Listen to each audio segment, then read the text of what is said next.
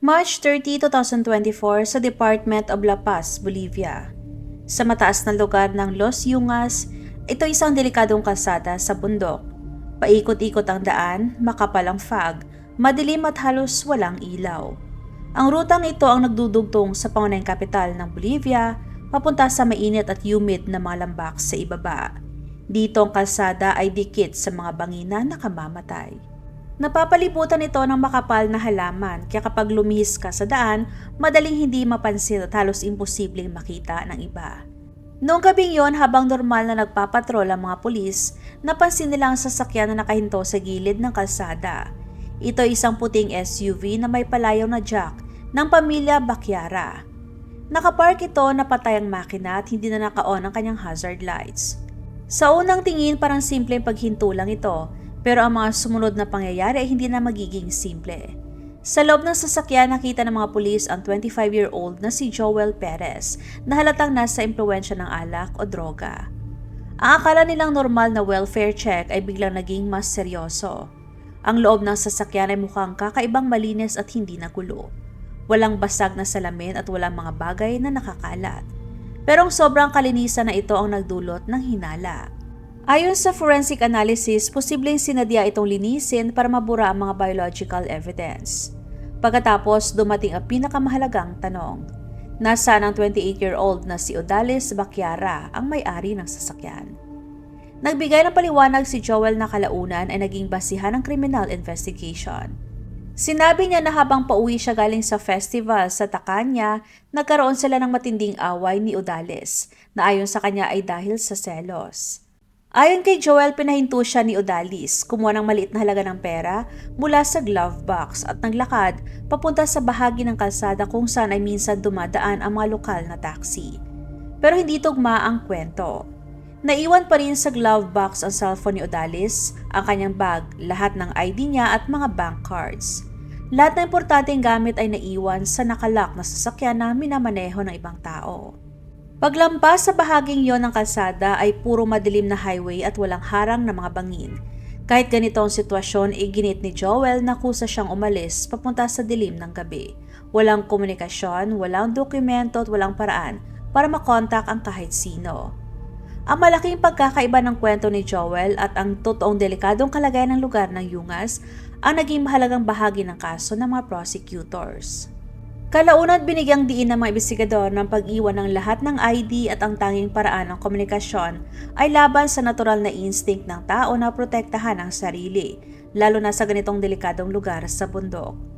Ang kwento ni Joel Perez ay nagsimulang masira bago pa siya formal na maimbestigahan. Ang timeline ng mga tawag sa telepono nung gabing yon ang unang nagpakita ng butas sa kanyang kwento. Bandang 11:30 ng gabi nakatanggap ng tawag si Sadrak Kiras, ang dating partner ni Odalis mula sa hindi kilalang numero at si Joel yon. Pero imbis na i-report na nawawala si Odalis o humingi ng tulong, tinanong lang ni Joel kung nakarating na ba si Odalis sa La Paz para sunduin ang anak nila. Nang sabihin ni Sadrak na hindi, saka lang sinabi ni Joel ang kanyang kwento. Sinabi niyang umalis si Odalis matapos silang mag-away. Pagkalipas ng 15 minutes, bandang 11:45 ng gabi, tumawag ang kapatid ni Odalis na si Brian sa number niya. Si Joel ulit ang sumagot pero iba na ang kwento. Ngayon sinabi niya na hindi raw sa highway nangyari ang away kundi sa gitna ng kalapit na bayan ng Yulosa. Doon daw sumakay si Odalis sa taxi. Nang makarating si Brian sa lugar, nakita niyang nadiskubre na ng mga patrol ang SUV na iniwan sa gilid ng kalsada at hawak na nila si Joel. Habang nakaupo sa likod ng police car, nagbigay si Joel ng pangatlong version ng kwento. Ngayon naman, sinabi niyang tumakbo si Odalis lampas sa Yulosa Bridge, papunta sa direksyon ng ilog. Direktang kinausap si Joel ng nanay ni Odalis na si Mabel at nakiusap itong sabihin na ang totoo. Pero gumamit si Joel ng pamilyar na dahilan. Sinabi niyang may mga bahagi ng gabi na hindi niya maalala, pero hindi nagtagal, bumagsak na naman ang kanyang kwento. Nang interviewin ang mga local resident, ang sinabi nila ay taliwas sa kwento ni Joel. Sinabi niya na matapos ang away nila, ilang oras daw siya nagbusina at sumisigaw sa pangalan ni Odalis habang hinahanap ito. Pero ayon sa mga kapitbahay na nakatira malapit sa kalsada, mula alas 8 ng gabi hanggang hating gabi tahimik ang buong lugar. Walang kahit anong ingay, Walang makina ng sasakyan, walang sumisigaw at walang busina. Ang nawawalang 4 na oras mula sa totoong oras ng insidente hanggang sa unang tawag niya sa pamilya ay naging isa sa pinakamahalagang punto ng prosekusyon. Habang sinasabi ni Joel na hinahanap niya si Odalis, ayon sa mga saksi, sobrang tahimik ng lugar. Walang kahit anong galaw o activity. Naniniwala ang mga prosecutors na ginamit ang oras na ito para ilipat ang katawan at gumawa ng peking kwento. Natuklasan din ng mga investigador na walang dumaan na taxi sa Yolosa sa panahong yon. Kinumpirma rin ng mga CCTV cameras na walang taong kahawig ni Odalis ang nakitang umalis sa lugar. Dahil dito, tuloy ang bumagsak ang ideya na kusa siyang umalis sa sasakyan. Para maintindihan kung bakit agad na nagduda ang mga tao sa kwento ng naglakad siya papunta sa gubat, kailangan tignan kung sino talaga si Odalis. Hindi siya yung taong gumagawa ng padalos-dalos o delikadong desisyon. Kilala si Odalis sa pagiging disiplinado at praktikal. Sa edad ng 28, nakabuo na siya ng maayos at respetadong buhay sa La Paz. Sa trabaho, isa siyang matagumpay na negosyante. May sarili siyang event planning company na nakatuon sa malalaking selebrasyon at pag-aayos ng mga detalye ng events. Hindi lang basta sinasabing may pera siya, may naipapakita na rin siya. May sarili siyang apartment. Siya ang nagbabayad ng lahat ng bills niya at ang puting SUV na kalaunang natagpuang iniwan ay nakapangalan din sa kanya. Pero higit sa lahat, umiikot ang buhay niya sa kanyang 4-year-old na anak na nasa kanya ang buong custody. Si Odalis ay uri ng ina na planado ang bawat detalye ng buhay ng anak niya. Pinapangalagaan niya ang kinabukasan nito ng buong puso. Ang ideya na bigla siyang mawawala sa isang delikadong bundok na lugar sa gabi, walang ID, walang cellphone at iiwan ang anak niya ay hindi lang malabo mangyari, kundi halos imposibleng isipin. Ang relasyon niya sa dating partner niya na si Sadrak ay maayos at may respeto at para lang sa kapakanan ng anak nila. Mahilig din si Odalis mag-travel sa loob ng Bolivia, pero kadalasan ay maiikling biyahe lang. Lagi siyang umuwi sa oras at hindi siya pumapalya sa mga personal man o trabaho na responsibilidad. Sa buong buhay niya, walang senyales na siya'y gumagawa ng padalos-dalos o mapanganib na desisyon. Walang kahit anong palatandaan na iiwan ni Odalis ang buhay niya. Ayon sa opisyal na investigasyon, ang pagkakaroon niya ng sariling ari-arian at pamamahala ng sariling negosyo ay malinaw na nagpapakita na matibay ang lugar niya sa lipunan. Hindi si Odalis yung taong nasa gilid lang ng lipunan. Matibay ang pundasyon niya, may malinaw na plano at direksyon sa buhay. Lahat ng ginawa niya bagong gabing yon ay nagpapakita ng pangmatagalang plano, katatagan sa buhay at pagmamalasakit sa kanyang anak. Para sa mga taong totoong nakakakilala sa kanya, ang kwento ni Joel na basta na lang siyang naglakad papunta sa dilim ng gabi ay hindi lang malabong mangyari kundi halos imposibleng paniwalaan. Para maintindihan ang papel ng lalaking huling nakasama ni Odalis sa mga huling oras na nakita siyang buhay, kinailangan ng mga investigador na alamin ang background ni Joel Sebastian Perez Gonzalez. Noong nangyari ang insidente noong March 2024, si Joel ay 25 years old. Sa mga kakilala niya, kilala siyang palabiro, palakaibigan at madaling kausap. Dahil sa kanyang charm, mabilis siya naging bahagi ng social circle ni Odalis. Nakuha niya ang tiwala ng mga kaibigan nito at naging malapit sa personal na buhay ni Odalis. Pero nang magsimula ang investigasyon, ibang larawan ang lumabas. May mga detalye mula sa mga dating relasyon niya na nagpapakita ng pattern ng nakakabahalang pag-uugali. Matapos mawala si Odalis, may 2 babae na dati niya naging karelasyon ang lumapit at nagbigay ng formal na pahayag. Pareho silang sinabi na nakaranas sila ng pisikal at emosyonal na pananakit habang sila'y kasama ni Joel. Isang babae ang nagsabi na plano na sana niyang magsampa ng kaso matapos siyang sakta ni Joel. Pero umatras siya matapos siyang kontakin ng nanay ni Joel na si Betty. Ayon sa pahayag niya, nakiusap si Betty na huwag sirain ang buhay ng kanyang anak at sinabing hindi na ito mauulit. Sa harap ng publiko, pinanatili ni Joel ang imahe na mabait at madaling pakisamahan na partner. Madalas siyang nanilibre sa bar, nag-o-organize ng group trips at masiglang sumasama kay Odalis sa mga biyahe. Ipinakita niya ang sarili bilang supportive at maaasahan, yung tipo ng lalaking gugustuhin ng sinuman na makasama. Nang gawing public ang relasyon nila noong August 2023, walang ideya ang mga malalapit na kaibigan at pamilya ni Odalis tungkol sa nakaraan ni Joel. Lumabas lang ang mga impormasyong ito matapos siyang mawala at kalaunan ay isinama sa case file bilang posibleng ebidensya ng pagiging agresibo ni Joel kapag may conflict. Mas naging seryoso ang investigasyon nang suriin ng mga detectives ang digital records ni Joel. Habang desperadong hinahanap pa ng pamilya Bakyara si Odalis, nakikipag-ugnayan si Joel sa isang aktibong pulis na si Lieutenant Jose Maria Alanis. Na-retrieve ang mga deleted messages mula sa cloud backups at nagulat ang depensa sa ebidensyang ito. Ang pinakamabigat na ebidensya ay galing sa text exchange sa pagitan ng lieutenant at isang sibilyan na kilala sa parehong pulis at ni Joel. Isa sa mga mensahe ay nagbigay si Lieutenant Alanis ng nakakilabot na payo. Ayon sa kanya, ikwento mo ang version mo na parang bedtime story at maghanap ka ng maraming saksi. Bayaran mo sila kung kailangan. Mas marami, mas mabuti. Ang ebidensyang ito naging malaking turning point sa pag-aresto kay Lieutenant Alanis noong huling bahagi ng April 2024. Kinumpirma ng mga investigador na ginagamit ng pulis ang kanyang kaalaman sa law enforcement para tulungan ang pangunahing suspect na si Joel habang nangyayari ang investigasyon. Kasama sa mga payo ni Alanis ang kung paano sasagot sa normal na interrogation at kung paano gumawa ng alibay gamit ang mga taong handang magtistigo para kay Joel kahit hindi totoo. Dahil sa lihim na pagtuturo na ito na ipaliwanag kung bakit sobrang detalyado ang mga unang pahayag ni Joel. Ito rin ang dahilan kung bakit paulit-ulit niyang itinuturo ang search teams sa mga maling lugar noong mga unang araw ng investigasyon. Opisyal na tinawag ng tanggapan ng district attorney ang ginawa ng lieutenant na pakikipagsabwatan at pagharang sa hustisya. Ang sibilyan na nakatanggap ng mensahe ay kinwestiyon din sa ilalim ng panunumpa. Dahil sa testimonya niya, direktang naikonekta ng mga prosecutor sa mga utos ng pulis sa mga pagbabago sa kwento ni Joel. Ang sabwatan sa pagitan ng isang pulis at ng pangunahing sospek ay nagpakita na nakakatakot ng tanggang pagtakpan ang pagkawala ni Odalis gamit ang kaalaman mula mismo sa sistema. Ang katotohanan na may pulis na nag-udyok sa sospek na magbayad ng mga saksi ay nagdulot ng matinding galit sa buong Bolivia. Dahil dito, inilagay ng Interior Ministry ang kaso sa mas mahigpit na federal investigation.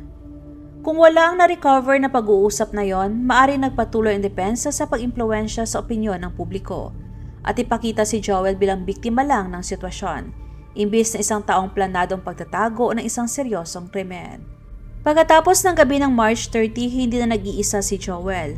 Halos agad kumilos ang makapangyarihan niyang inner circle para protektahan siya. Ang mga magulang ni Joel ay may mataas na posisyon sa lipunan. Ang kanyang tatay na si Rudy Perez Garcia isang bihasang criminal defense lawyer.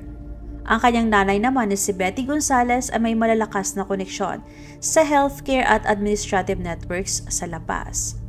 Ang social influence na ito naging pundasyon ng legal defense niya. Mula nang dalhin si Joel sa presinto, sabay kumilos ang kanyang mga magulang para bumuo ng matibay na proteksyon sa legal at media laban sa kanya. Agad nagsimula ang kanilang legal strategy. Lahat ng komunikasyon sa mga pulisman o sa mga posibleng saksi ay mahigpit na minomonitor at kinokontrol ng pamilya na parang planadong-planadong bawat galaw. Ayon sa mga investigador, itong panahon kung kailan nagsimulang hubugin ang kwento na ipinapakita sa publiko. May mga impormasyon na pinipili lang kung ano ang ilalabas at maingat na binubuo ang isang version ng pangyayari. Sa mga public statements niya, si Betty, ang nanay ni Joel, ay patuloy na ipinapakita ang anak niya bilang kalmado at magalang na tao. Binanggit niya ang mga academic achievements ni Joel at sinabi niyang maayos ang pagpapalaki sa kanya. Malaki ang pagkakaiba nito sa sinasabi ng mga dating partner ni Joel na nagsalita tungkol sa pagiging kontrolado niya at sa biglang emosyonal na pagsabog ng galit. Pero sa mga unang panahon ng kaso, ang version ni Betty ang mas pinaniwalaan ng publiko. Samantalang nagsimula ang defense team na gumawa ng pundasyon para suporta ng ideya na kusa raw umalis si Odalis. Ginamit nila ang lahat ng legal na paraan para questionin ang mga aksyon ng law enforcement, para makakuha ng oras, baguhin ang mga pahayag at baguhin ang kwento habang tumatagal ang investigasyon. Nang magsampa ng formal na reklamo ang nanay ni Odalis tungkol sa isang seryosong krimen, mas naging aktibo ang mga magulang ni Joel. Hindi lang sila basta nagbabayad para sa legal defense, kundi sila mismo ang nag-uorganisa nito. May mga saksi na nagsabi na sinusubukan ng pamilya na pigilan ang forensic reenactment at ipagliban ang mga opisyal na investigasyon. Sa paligid ni Joel nabuo ang isang mahigpit na grupo. Tinawag ito ng ilang investigador na parang family fortress. Sa loob ng proteksyong ito, lalong nahirapan ng mga law enforcement na malaman ang totoong nangyari nung gabing yon sa Yungas. Pero nagsimulang mabasag ang proteksyong yon matapos ang mas detalyadong forensic inspection sa puting SUV, ang parehong sasakyan na natagpuan sa gilid ng bundok na kalsada. Sa unang tingin mukhang malinis ang sasakyan. Ginamit pa ito ni Joel bilang depensa at sinasabi na patunay ito na walang kakaibang nangyari. Pero nang gumamit ang mga crime scene investigator ng luminol, nagbago ang sitwasyon. Sa tulong ng espesyal na ilaw at chemical na test, may nakita silang biological traces. Yun ay mga bakas ng dugo na sinubukang linisin gamit ang cleaning agents. Hindi ito simpleng punas lamang, malinaw na may taong nagsikap burahin ang nangyari sa loob ng sasakyan. Nang harapin si Joel ng ebidensya, hindi niya itinanggi na may dugo. Sa halip, nagbigay siya ng bagong paliwanag. Sinabi niya na habang nasa biyahe sila nagkaroon daw si Odalis ng problemang pisikal, kaya tumigil sila sa isang tindahan para bumili ng hygiene products. Naitala ang paliwanag na ito sa official records at sinuri ng mabuti ng mga investigador. Sinundan ng mga investigador ang ruta nila at kinausap ang may-ari ng tindahan na sinasabi ni Joel na pinuntahan nila nung gabing yon. Pero mariing itinanggi ng may-ari na may bumili ng ganoong produkto. Sinabi pa niya na hindi niya nakita si Joel o si Odalis nung gabing yon. Pagkatapos nito dumating ang pinakamalakas na ebidensya, ang forensic report. Sinuri ng mga blood spatter expert ang pinakamaliit na patak ng dugo sa loob ng SUV. Ang pattern ng mga patak ay hindi maipapaliwanag ng normal o natural na pangyayari. Ayon sa report, ang mga patak ay tinawag na impact spatter. Maliliit na patak na nabubuo kapag may marahas na labanan sa maliit na espasyo. Sa madaling salita, may palatandaan ng marahas na pakikipaglaban sa loob ng sasakyan. Mas lalong bumigat ang kaso laban kay Joel dahil sa analysis ng cellphone ni Odalis. Sinabi ni Joel matapos ang away nila, tumawag daw si Odalis sa kanya habang natatakot at sinabing may sumusunod daw sa kanyang hindi kilalang lalaki. Pero ibang kwento ang ipinakita ng phone records. Ayon sa GPS data, hindi kailanman lumabas ang cellphone ni Odalis sa glove compartment ng SUV. Nandoon lang ito buong oras habang kontrolado ni Joel ang sasakyan. Walang outgoing calls, walang pagbabago sa location at walang kahit anong activity na susuporta sa kwento ni Joel. Dahil sa dami ng ebidensya ang nakatagong dugo, ang maling kwento ng saksi at ang imposibleng phone call ay binago ang classification ng kaso. Hindi na ito itinuturing na simpleng pagkawala. Mula noon opisyal na itong itinuring bilang sinadyang karahasan sa sitwasyon na walang indikasyon na may ibang taong sangkot. Pero ang mas detalyadong digital forensic audit sa sariling cellphone ni Joel ang tuluyang magbabago sa lahat. Sa utos ng tanggapan ng District Attorney, nakuha ng isang forensic IT specialist ang search history ni Joel mula March 29, 2024. Eksaktong isang araw bago bumiyahe ang magkasintahan. Habang si Odalis ay nagpaplano ng weekend trip nila, si Joel naman ay nagsisearch sa Google ng mga topics na kalaunan ay sinabi ng mga prosecutors na posible nagpapakita ng plano o intensyon. Kasama sa mga search ang mga salitang tulad ng morgue, femicide at mga article tungkol sa Law 348 ng Bolivia na tumatalakay sa karahasan laban sa kababaihan. Pero ang pinakamabigat na salita na kanyang sinearch ay ilang pala ng lupang kasya sa isang wheelbarrow. Sinubukan ni Joel na ipaliwanag ito bilang luma o matagal na raw na sinearch. Pero kinumpirma ng forensic analyst ang eksaktong oras ng mga search. Ginawa ang mga ito noong Biyernes, isang araw bago sila umalis papuntang Yungas. Ipinakita rin sa data extraction report ang isang kahina-hinalang transaksyon. May pera na ilipat mula sa bank account ni Odalis papunta sa account ni Joel matapos na hindi sumasagot si Odalis sa mga tawag at mensahe. Sinabi ni Joel na ang perang natanggap niya ay bayad lang sa utang. Pero ang oras ng paglipat ng pera ay nagdulot ng malaking pagdududa. Nangyari ang transfer sa mismong oras na sinasabi niya nag-aalala siya dahil nawawala si Odalis. Kinumpirma ng digital forensic audit na may mga pagtatangkang burahin ang browser history at ginawa ito ni Joel pagkatapos ng insidente sa bundok. Malakas itong indikasyon na sinusubukan niyang itago ang ebidensya.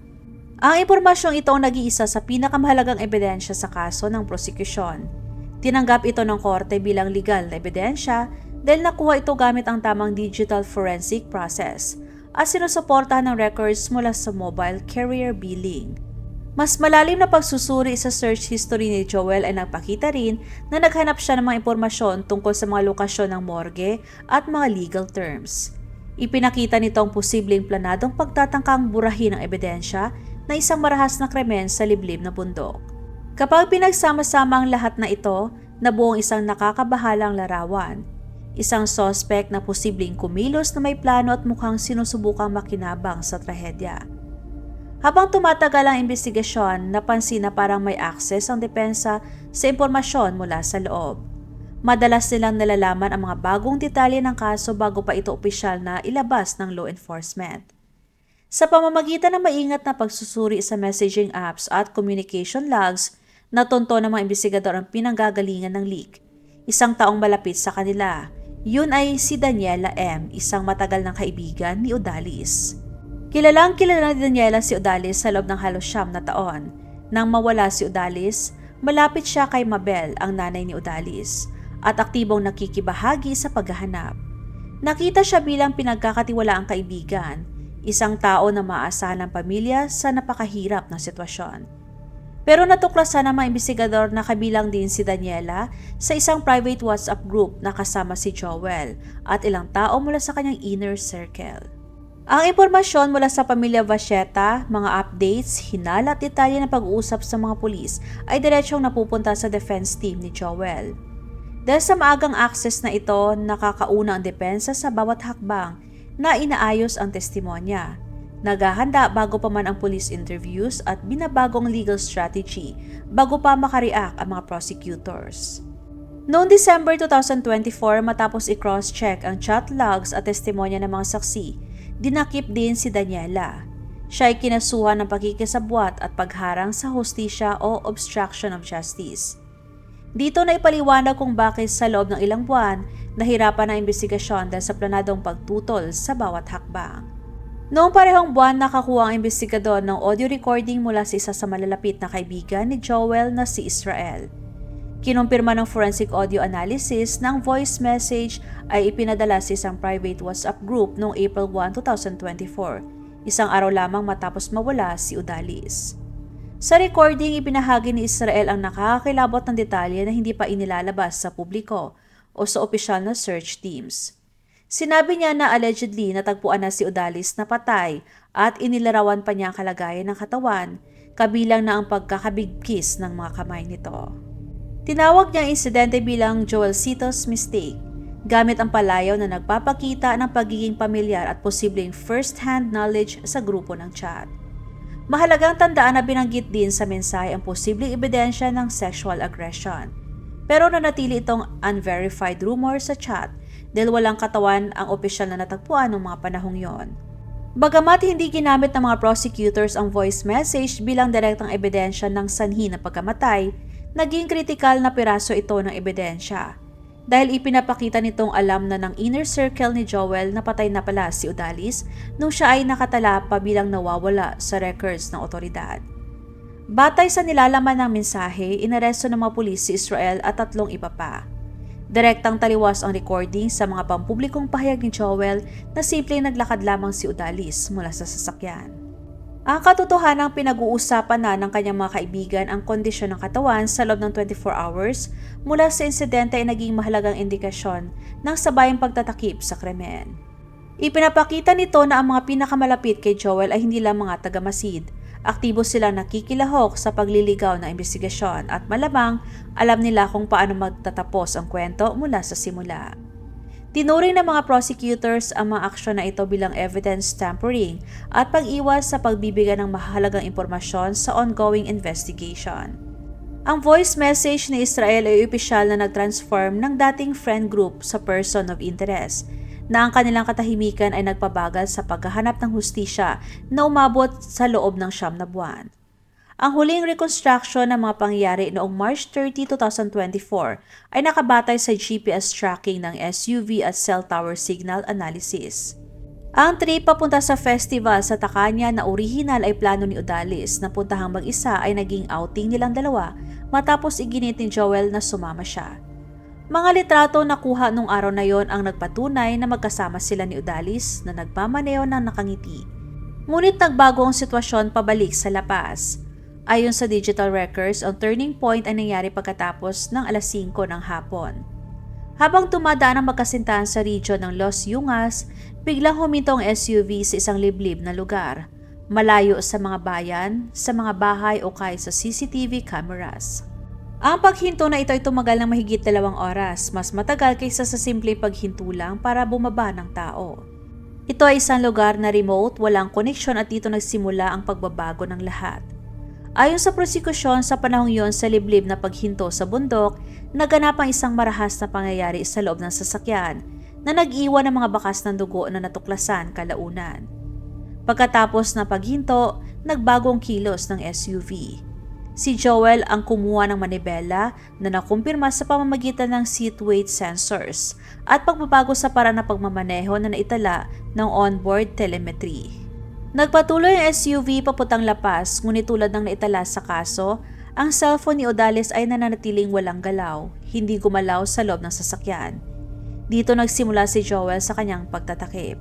Tinawagan niya ang pamilya ni Odalis at gumawa ng sunod-sunod na tawag na parang nababahala, tila upang bumuo ng alibay.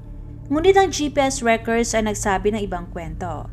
Ipinakita nito ang eksaktong oras at lokasyon ng paghinto sa remote at walang tao na lugar, na nagpapatunay na imposible para kay Odalis na basta na nang naglakad palabas ng highway, gaya ng sinasabi ni Joel.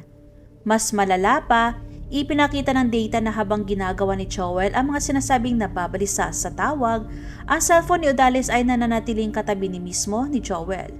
Sa kabila ng napakaraming ebidensya, kabila ang mga mensahe mula sa private chat groups, tumanggi si Joel na ibunyag ang lokasyon ng katawan ni Odalis. Officially, si Odalis ay nananatiling nawawala. Ang anak niya ngayon ay nakatira sa pamilya Vaquiata. Ayon sa mga kamag-anak, tuwing naririnig ng bata ang tunog ng makina ng sasakyan, tumatakbo siya sa bintana at tinatawag ito sa pangalang Jack, ang pangalan na ibinigay niya sa SUV ng kanyang ina. Sa mga panayam, sinabi ni Mabel, ang ina ni Odalis, na ang tanging layunin ng pamilya ngayon ay mahanap ang labi ng kanyang anak at mabigyan ito ng proper burial. Ang kwento ni Odalis ay nagdulot ng pambansang galit sa Bolivia na nagpasimula ng malawakang protesta laban sa krimen laban sa kababaihan. Tuwing May 22 ang kaarawan niya, daan-daang kataong nagtitipon para magbigay ng alaala at magsindi ng kandila. Siya ang naging simbolo ng pakikibaka para sa hustisya sa mga kasong nahahadlangan ng korupsyon at pakikipagsabuatan. At hanggang sa mahanap ang kanyang katawan, nananatiling bukas na sugat ang kasong ito. Isang trahedya na paalala ng buhay na nawala sa isang tahimik at foggy na kalsada.